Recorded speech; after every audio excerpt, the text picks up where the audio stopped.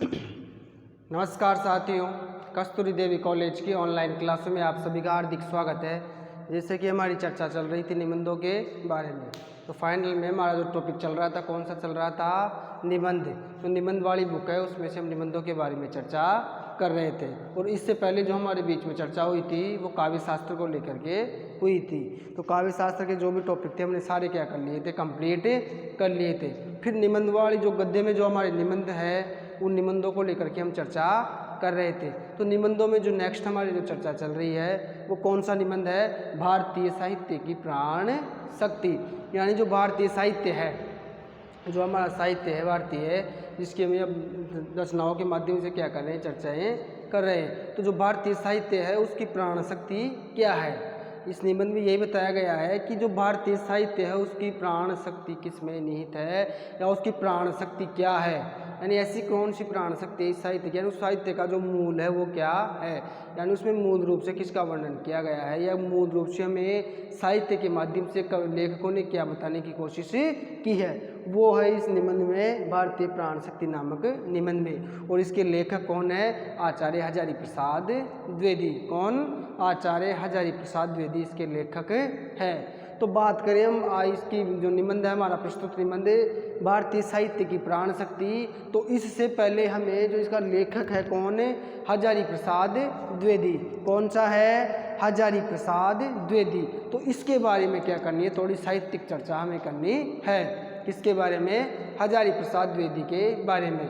तो इससे पहले जो हमारी पिछले वाली क्लास थी जो उसमें हम निबंध का क्या पढ़ रहे थे, विकास पढ़ रहे थे। यानी जो निबंध का विकास पढ़ रहे थे उसमें हमने भारतेंदु पढ़ा, फिर भारतेंदु से निबंध की शुरुआत मानी जाती है। तो भारतेंदु हमने पढ़ा, द्विवेदी युग पढ़ा, जिसमें भारतेंदु के जो नायक थे वो भारतेंदु से द्विवेदी युग में महावीर प्रसाद द्विवेदी थे। फिर शुक्ल युग आया था जिसमें आचार्य रामचंद्र शुक्ल इंपॉर्टेंट माने जाते थे। फिर उसके बाद में आया था शुक्लोत्तर युग। कौन सा, शुक्लोत्तर युग। यानी जो निबंध का विकास चरण था उसमें जो चौथे नंबर का चरण था उसको क्या नाम दिया गया था, शुक्लोत्तर, यानी शुक्लोत्तर चरण। कौन सा, शुक्लोत्तर चरण। तो उसके लेखक कौन है, हजारी प्रसाद द्विवेदी। तो हिंदी निबंध की जो विकास यात्रा है उसमें जो चौथा चरण था शुक्लोत्तर युग, जो हमने पिछली कक्षाओं में पढ़ा था हिंदी निबंध के विकास के अकॉर्डिंग, जो हमारा बिंदु था हिंदी निबंधों का विकास, तो उसके अकॉर्डिंग जो हमने 4 बिंदु पढ़े थे, भारतेंदु, द्विवेदी और शुक्ल युग और शुक्लोत्तर युग।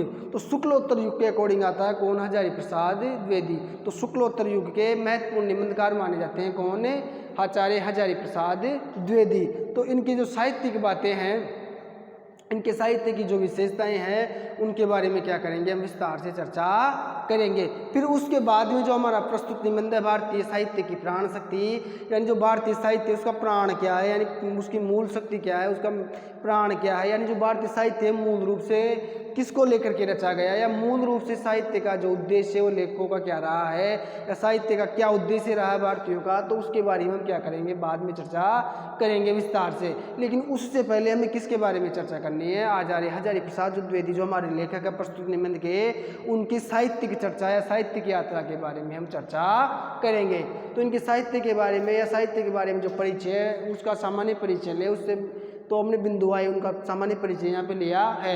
तो आपको इसको ऐसे कैसे क्या करना, अपनी कॉपी में भी नोट करते हुए चलना है, यानी अच्छे से समझना है और कॉपी में भी क्या करना, आपको नोट करना है। तो एग्जाम के समय फिर आपको कोई भी परेशानी नहीं होगी। तो फर्स्ट बिंदु कौन सा इनका, कि मनुष्य को साहित्य का लक्ष्य मानते हैं। जो आचार्य हजारी प्रसाद द्विवेदी है वो साहित्य का लक्ष्य क्या मानते हैं या किसे मानते हैं, मनुष्य को। यानी वो मनुष्य को साहित्य का लक्ष्य मानते हैं, यानी साहित्य का लक्ष्य एकमात्र कौन है, मनुष्य। क्या है, मनुष्य। यानी वो साहित्य के माध्यम से मनुष्य की जो भी समस्याएं हैं, जो मनुष्य के सामने जो भी समस्याएं उत्पन्न हो रही उन समस्याओं को साहित्य के माध्यम से लोगों तक पहुंचाने की कोशिश की जा रही है। यानी लोगों में जागृति लाने का प्रयास किया जा रहा है कि आज प्रमुख समस्याओं से इस प्रकार बच सकते हो, या आपके जीवन में जो समस्याएं चल रही हैं उनसे आप इस प्रकार से बच सकते हैं। तो मनुष्य को साहित्य का क्या मानते हैं, लक्ष्य मानते हैं। यानी मनुष्य को लक्ष्य करके इन्होंने अपने साहित्य का निर्माण किया कि मनुष्य के जीवन में क्या क्या चल रहा है, कैसी अड़चनें इनके जीवन में आ रही है। है। तो मनुष्य की जो लाइफ है यानी जो जीवन है, कैसी परिस्थिति है जीने की, वो सारा सब कुछ कौन सी परिस्थिति में व्यक्ति किस प्रकार से जीता है, सारा सब कुछ जो भी है, तो एक मनुष्य को क्या पर्टिकुलर उन्होंने लक्ष्य बना लिया। किसको? मनुष्य को। किसने? आचार्य हजारी प्रसाद द्विवेदी ने। यानी अपने साहित्य का जो मूल बिंदु रखा, यानी मूल फोकस किसके ऊपर रखा उन्होंने? मनुष्य के ऊपर। और मानवता के उन्नयन को ही स्वदेशी साहित्य की एकमात्र कसौटी सिद्ध करते हैं। यानी मनुष्य को तो लक्ष्य माने, लेकिन मानवता और उन्नयन को ही मानवता के उन्नयन, यानी जो मनुष्य है, यानी जो आपके अंदर मानवता का भाव है, यानी एक इंसान का दूसरे इंसान के प्रति जो कर्तव्य है, जो मानवता का भाव है, को ही स्वदेशी साहित्य, स्व उद्देश्य यानी को ही स उद्देश्य यानी उद्देश्य सहित साहित्य की एकमात्र कसौटी सिद्ध करते हैं। यानी साहित्य की एकमात्र कसौटी मानी है, क्या मानी है? मानवता को ही, मानवता का उद्देश्य रखकर, यानी मानवता का उद्देश्य रख के इन्होंने क्या किया? अपने निबंधों का या अपने साहित्य का क्या किया? निर्माण किया। तो जो साहित्य लिखा किसने? हजारी प्रसाद द्विवेदी ने। उसकी एक ही कसौटी क्या की इन्होंने? प्रसिद्ध किया। एक ही कसौटी को इन्होंने क्या किया? सिद्ध किया। या एक ही कसौटी रखी अपने साहित्य की कि मुझे तो इसी कसौटी पे खरा उतरना है, या इसी कसौटी को क्या करना है? पूरा करना है। वो कौन सी थी? मानवता के उन्नयन की, यानी जो मानवता है, जो इंसानियत है, उसका क्या हो? उन्नयन हो, यानी उसका विकास हो। तो मनुष्य को इन्होंने क्या किया? अपने साहित्य का मूल बिंदु लिया, और उसमें भी इसने क्या किया? मनुष्य में भी उसकी मानवता का उन्नयन, यानी उसकी मानवता का क्या किया इन्होंने? उन्नयन किया। यानी उसकी मानवता को क्या किया? उन्नति की ओर अग्रसर करने के लिए, या उन्नति की ओर अग्रसर हो, या मनुष्य के जो क्या होना चाहिए? मानवता का उन्नयन होना चाहिए, यानी विकास होना चाहिए। इसी उद्देश्य की पूर्ति के लिए, या इस उद्देश्य को लेकर के अपने साहित्य की क्या की? कसौटी तैयार की। यानी एकमात्र कसौटी सिद्ध करते, यानी एकमात्र कसौटी क्या है इनके साहित्य की? मुझे तो मनुष्य का या मानवता का क्या करना है? कल्याण करना है, या मानवता का उन्नयन करना है, या उसका विकास करना है। उनके साहित्य की एकमात्र कसौटी है उसने सिद्ध की, या एकमात्र कसौटी उन्होंने अपने साहित्य की रखी। तो उन्होंने अपने साहित्य की कसौटी क्या रखी? कि मुझे तो मानवता का विकास करना है, मनुष्य का उन्नयन करना है, और मनुष्य को उन्होंने अपने साहित्य में प्रमुख स्थान दिया। अब नेक्स्ट बिंदु के बारे में चर्चा करें तो मनुष्य को समाज की अक्षय निधि मानते हैं। जो मनुष्य है उसको, जो आचार्य हजारी प्रसाद द्विवेदी है, तो जो उनका साहित्य लिखा गया, अगर उस साहित्य का मूल देखें, हम उसका सार देखें, तो वहाँ से निकलकर हमारे सामने विशेषता आती है कि मनुष्य को समाज की अक्षय निधि मानते हैं। अक्षय निधि यानी जो कभी क्षय नहीं हो, ऐसी निधि, यानी कैसी निधि? जो कभी क्षय यानी कभी कम ना हो, ऐसी निधि मानते हुए, यानी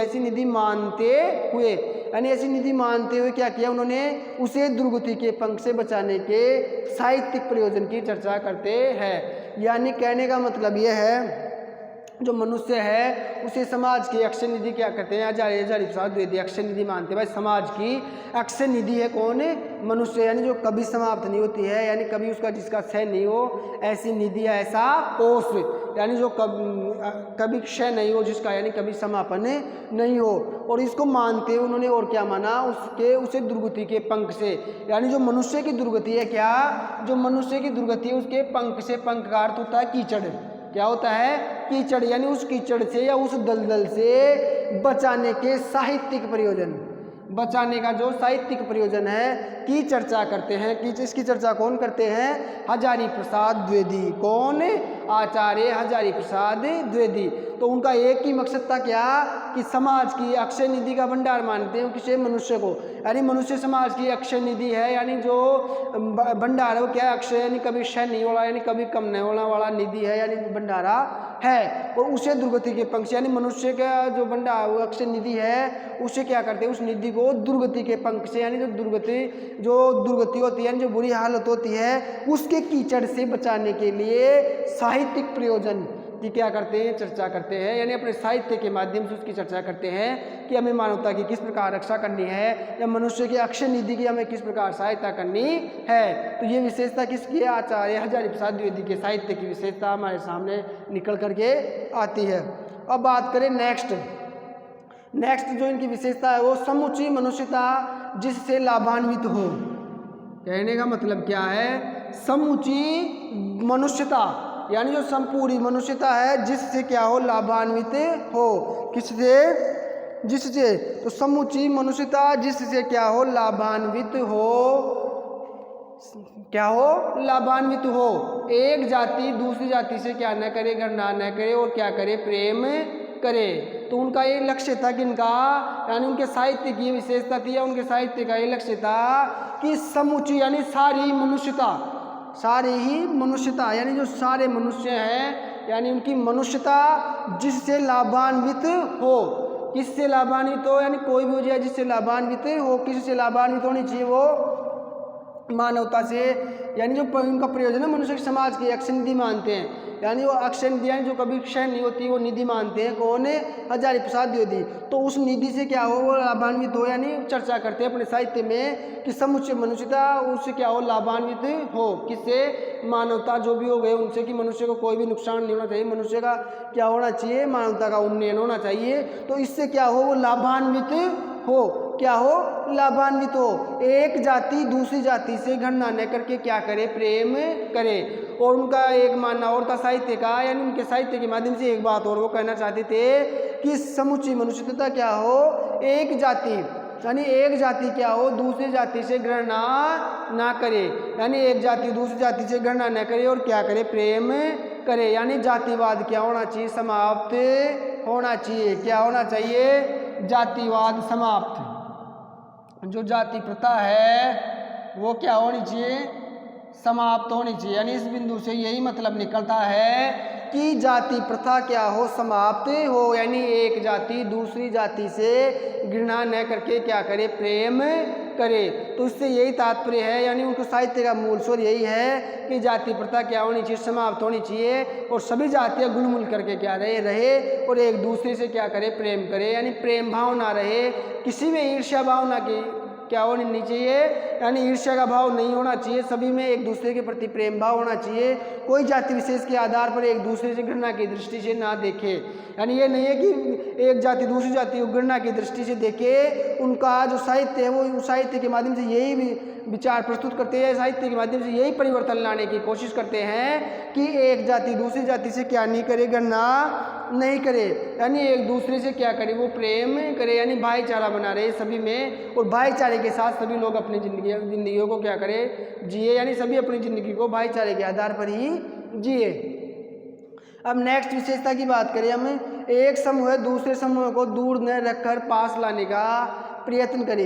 एक समूह है दूसरे समूह को, यानी कोई सा भी एक समूह हो गया, वो दूसरे समूह को दूर न रखकर पास लाने का प्रयत्न करे। यानी जो भी समूह है, जो भी दल बने हुए हैं, वो एक दूसरे को दूर न करके, यानी जो भी समूह है हमारे समाज के, सामाजिक समूह हो या जातियों के आधार पर समूह हो, तो वो एक दूसरे को क्या नहीं करे, अपने दूरी ना पैदा करे। यानी ऐसी सिचुएशन क्रिएट ना करे जिससे दोनों समूहों के बीच में क्या हो, धीरे धीरे दूरियां बढ़ती जाए। तो दूरी न रखकर पास लाने का क्या करे, प्रयत्न करे। यानी वो कुछ ऐसा करे जिससे दोनों दल या दोनों समूह क्या हो, पास पास हो जाए।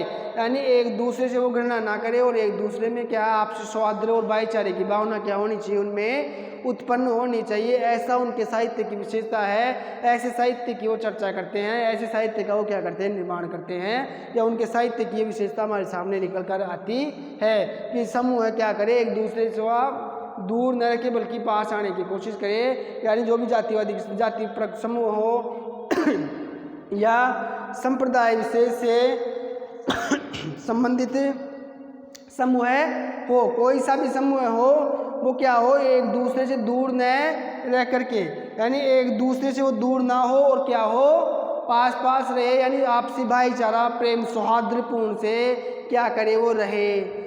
ये किसका मानना है, हजारी प्रसाद द्विवेदी के साहित्य का मानना है। किसका, हजारी प्रसाद द्विवेदी के साहित्य का।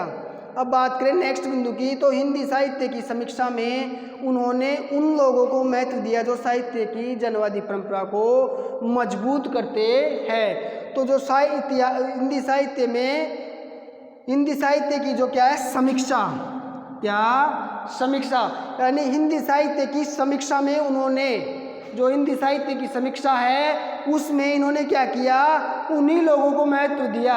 यानी अपनी समीक्षा में इन्होंने उन्हीं लोगों को महत्व दिया जो साहित्य की जनवादी परंपरा, क्या साहित्य की जनवादी परंपरा को मजबूत करते हैं। यानी जो साहित्य की हमारी परंपरा बन गई है, यानी जनवादी जो परंपरा बन गई ना पहले से साहित्य की, तो उसको क्या करें, मजबूत करें। ऐसी समीक्षा में ऐसे लोगों को महत्व दिया है।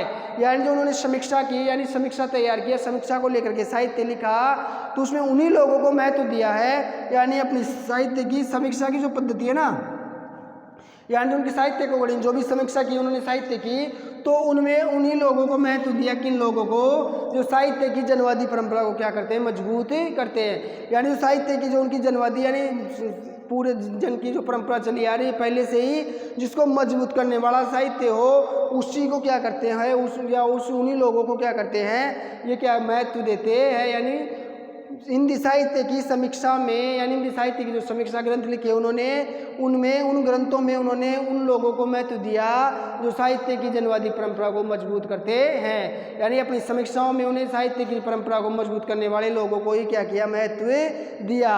अन्यथा जो लोग कहते हैं और प्रकार के व्यक्ति थे और अलग व्यक्ति थे, उनको उन्होंने क्या किया, अपने साहित्य के जो जनवादी परंपरा को क्या वो मजबूत नहीं करने वाले हैं या मालूम ना करते हो, तो उनको महत्व नहीं दिया। यानी जो महत्व दिया था वो किनको दिया, जो जनवादी परंपरा को क्या करते हैं, मजबूत करते हैं। तो जनवादी परंपरा को मजबूत करने वालों को मैंने समीक्षा शास्त्र में उन्होंने महत्व दिया है, अन्यथा किसी और को महत्व नहीं दिया है।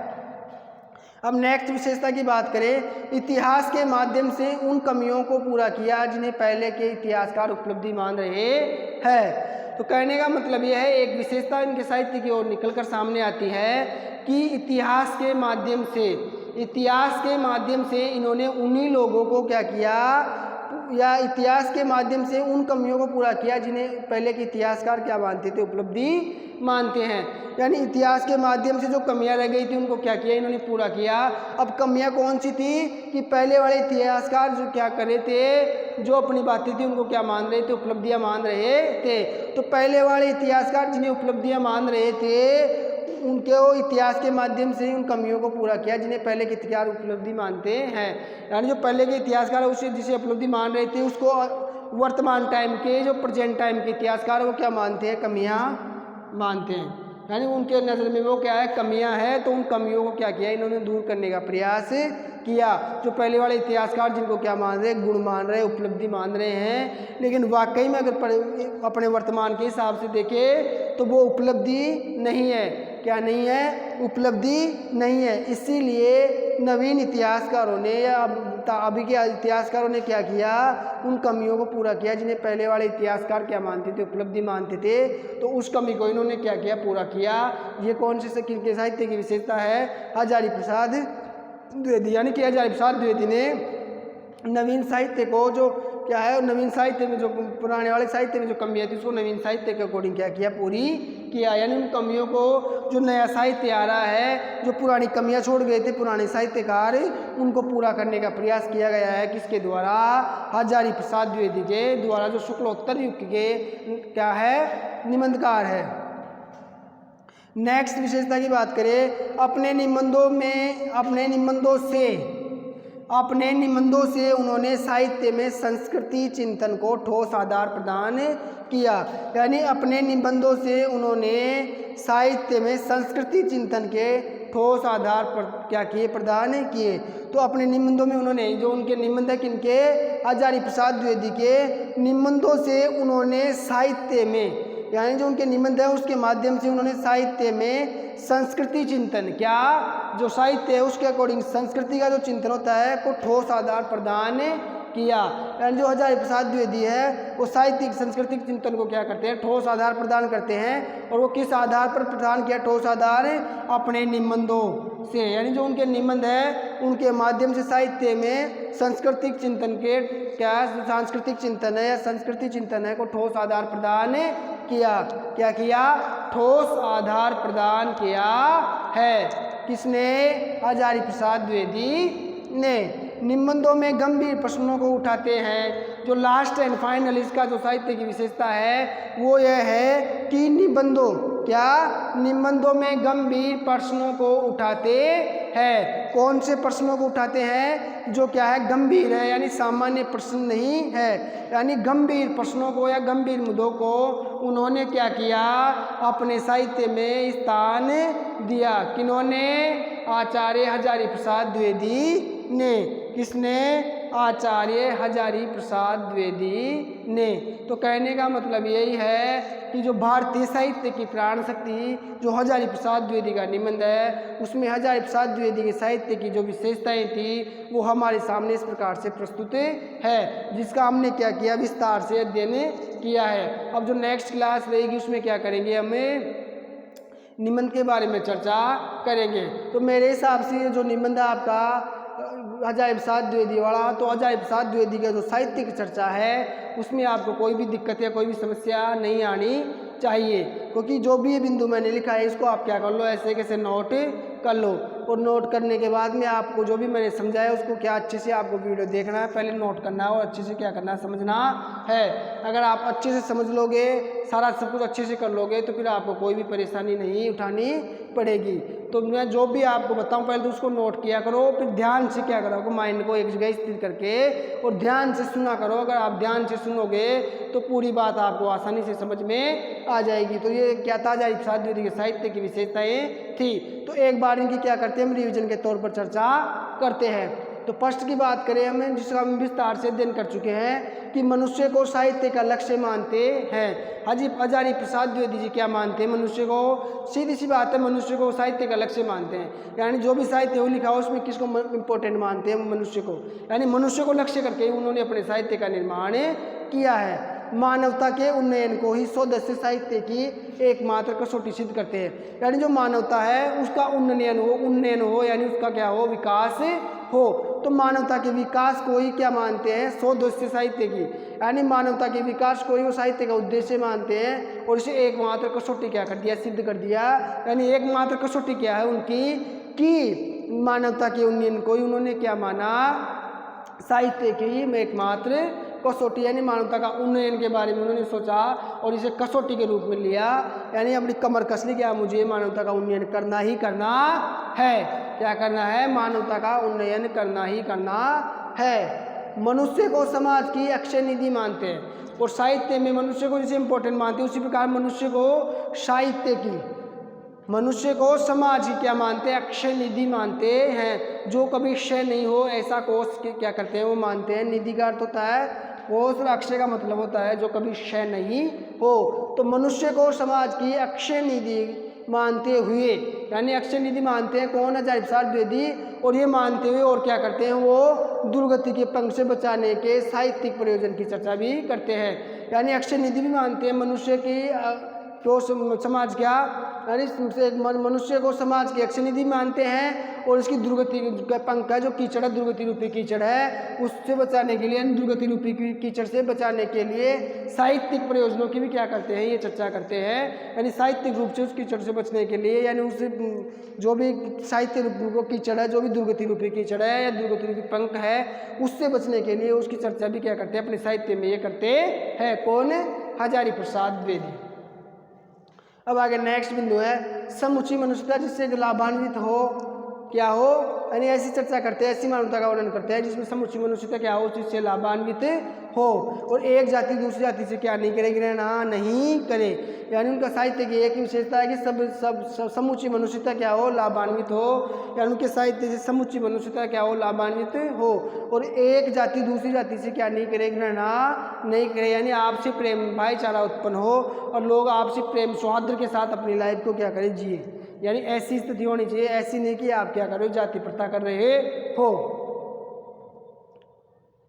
एक समूह दूसरे समूह को दूर न रखकर पास लाने का क्या करे, प्रयत्न करे। यानी जो समूह है होते हैं, जातिवाद का समूह देख लो या जाति के आधार पर देख लो, धर्म के आधार पर देख लो, तो वो समूह क्या करे, एक दूसरे को दूर न रखकर पास लाने का क्या करे, प्रयत्न करे। यानी एक दूसरे को पास लाओगे, एक दूसरे को आप समझोगे, तभी तो आगे क्या होगी, बात क्लियर होगी। कहने का मतलब ये है कि आप किसी आदमी को सुनोगे ही नहीं या उस आदमी की बात समझना ही पसंद नहीं करोगे, तो फिर क्या एक उस समूह को दूर रखकर आप क्या कर सकते हो, यानी एक समूह को दूसरे समूह से से दूर न रखकर पास लाने का क्या करें, प्रयत्न करें। तो कहने का मतलब यही है कि एक दूसरे से करीब आने की क्या करो, कोशिश करो, क्या करो, कोशिश करो। तो ऐसा इनके साहित्य में देखने को मिलता है कि एक समूह दूसरे समूह से दूर न रहकर पास लाने का प्रयत्न करे, यानी आपस में क्या करे, एक दूसरे के जितना आप क्लोज हो जाओ उतना क्लोज आने की कोशिश करे। ये नहीं कि सब अपनी धुन है, अपनी धुन में धुन बजा रहे हैं, किसी से कोई मतलब नहीं है। तो कहने का मतलब है मतलब रखना चाहिए। कहीं भी आप जाओ वहाँ पे क्या हो, पास वाले को आपको क्या करना है, साथ में रहना है और क्या करना है, उसको समूह बनाकर उसका क्या करना है, आपको पास रखने का क्या, पास लाने का यानी अच्छी अंडरस्टैंडिंग बनाने का क्या करना चाहिए, प्रयत्न करना चाहिए। नेक्स्ट बिंदु, हिंदी साहित्य की समीक्षा में उन्होंने लोगों को महत्व दिया। हिंदी साहित्य की जो समीक्षा पद्धति है उन्होंने उन लोगों को महत्व दिया जो साहित्य की जनवादी परंपरा को मजबूर करते हैं। यानी जो हिंदी साहित्य की जो समीक्षा लिखी उन्होंने, तो उसमें क्या किया, उन लोगों को महत्व दिया जो साहित्य की जनवादी परंपरा को क्या करते हैं, मजबूत करते हैं। यानी जो साहित्य है उसकी जनवादी परंपरा को जो मजबूत करते हैं, उसी में उस समीक्षा में उन्होंने उन लोगों को महत्व दिया है। यानी अपने समीक्षागत में उन्हीं लोगों को महत्व दिया जो क्या करते हैं, जनवादी परंपरा को मजबूत रखते हैं। यानी जो हमारी परंपरा चली आ रही है उसको क्या करें, मजबूत रखे, उन्हीं को अपनी समीक्षा में क्या दिया, इन्होंने स्थान दिया। इतिहास के माध्यम से उन कमियों को पूरा किया जिन्हें पहले के इतिहासकार क्या मानते थे, उपलब्धि मानते थे। तो यानी जो पहले के इतिहासकार जिस बात को उपलब्धि मान रहे थे, जो वर्तमान का इतिहासकार है वो उपलब्धि नहीं मान रहा। क्या नहीं मान रहा, उपलब्धि नहीं मान रहा है। यानी इतिहास के माध्यम से उन कमियों को पूरा किया जिन्हें पहले से इतिहासकार क्या मानते हैं, उपलब्धि मानते हैं। यानी जो पहले वाले इतिहासकार जिस बात को अच्छा मानते थे उन्होंने उसको क्या कर दिया, चेंज कर दिया, उसको उपलब्धि इन्होंने नहीं माना है। अपने निबंधों से उन्होंने साहित्य में संस्कृति चिंतन को ठोस आधार प्रदान किया। अपने निबंधों में उन्होंने, यानी जो खुद के निबंध है उनमें उन्होंने क्या किया, यानी अपने निबंधों में उन्होंने साहित्य में संस्कृति चिंतन को क्या किया, ठोस आधार प्रदान किया। यानी जो उसके निबंध है उसमें जो संस्कृति का चिंतन है, यानी संस्कृति को लेकर के आप चिंतन मनन चल रहा है आपके बीच में, तो उसको क्या किया, उसको ठोस आधार प्रदान किया, यानी एक शिला आधार स्तंभ क्या किया, उसको बनाया। तो अपने निबंधों में उन्होंने क्या किया, साहित्य में संस्कृति, उन्होंने अपने निबंधों से साहित्य में जो निबंध है उनसे उसके साहित्य में संस्कृति चिंतन को ठोस आधार प्रदान किया। तो उनके जो साहित्य का चिंतन है वो किस प्रकार का है, सांस्कृतिक चिंतन, यानी सांस्कृतिक को लेकर के उन्होंने क्या किया, अपने साहित्य का निर्माण किया है। और निबंधों में गंभीर प्रश्नों को उठाते हैं। जो उनके निबंध है उनमें किसको उठाते हैं, वो गंभीर प्रश्नों को, यानी सामान्य प्रश्नों को नहीं उठाते हैं। अपने निबंधों के माध्यम से वो गंभीर मुद्दों के ऊपर क्या करते हैं, गंभीर समस्याओं को उठाते हैं, गंभीर प्रश्नों को क्या करते हैं, उठाते हैं। किनके माध्यम से, अपने साहित्य या निबंधों के माध्यम से। तो आज हमारे बीच जो भारतीय साहित्य की प्राण शक्ति नामक निबंध है जिसके लेखक आचार्य हजारी प्रसाद द्विवेदी है, उनके बारे में आज हमने पूरी विस्तार से क्या की, उनकी साहित्यिक चर्चा की है। अब आगे जो उनका एक निबंध है भारतीय साहित्य की प्राण शक्ति, उसके बारे में हम कल विस्तार से क्या करेंगे, अध्ययन करेंगे। यानी जो नेक्स्ट क्लास आएगी आपकी उसमें इसका क्या करेंगे, विस्तार से अध्ययन करेंगे। तो आपके सामने जो आज क्लास पढ़ाई वो क्या होती है, यहीं पे समाप्त होती है। अब जो भी निबंध है इसका हम क्या करेंगे, कल विस्तार से चर्चा करेंगे। तो आज की क्लास को हम यहीं पे विराम देते हैं। धन्यवाद।